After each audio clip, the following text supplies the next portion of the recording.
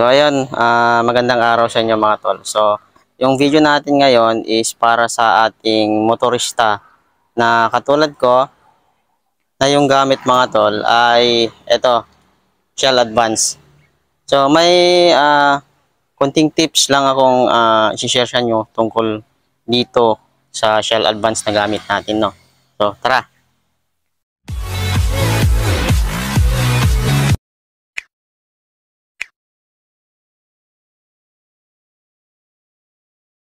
So, katulad nga ng sabi ko kanina mga tol, no? So, paano natin malaman kung original na Shell Advance yung nakuha natin? Katulad nito, yung gamit natin. Ayan.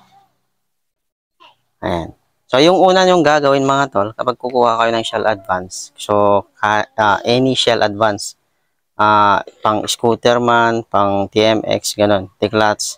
Ang una yung gagawin, titingin kayo sa kanyang presyo. So, kung yung presyo nakuha nyo mga tol, nakita niyo yung presyo sa online is 100 plus, mga 250 yata mga tol eh. So wag kayong kukuha ng ganun.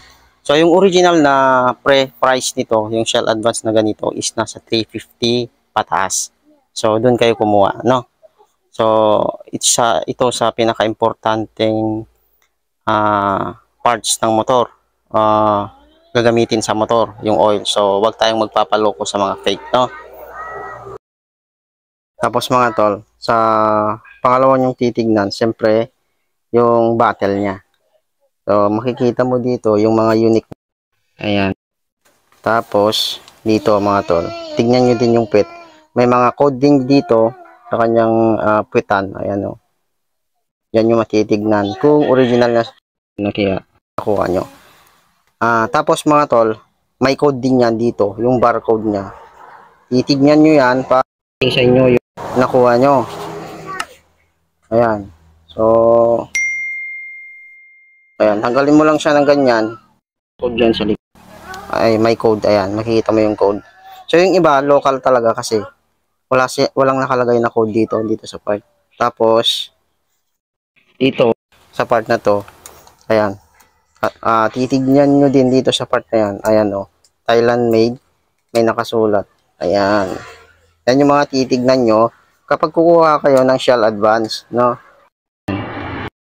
Ayan, ito yung genuine na Shell Advance. So, kung para hindi na kayo, mga tol, mahirapan, so ilalagay ko yung link sa description natin kung saan kayo bibili ng original na Shell Advance, no? Kagaya nito. Ito yung gamit sa ating TMX 125 na naka-sidecar. So, 100% original. Tapos, sa SYM ko dati, ito din yung ating gamit, no? So, yun lang yung gusto kong i-share sa inyo dito sa Shell Advance na gamit natin. So, kung bibili kayo, ayan, dapat original talaga. So, yun lang yung ating video ngayong araw.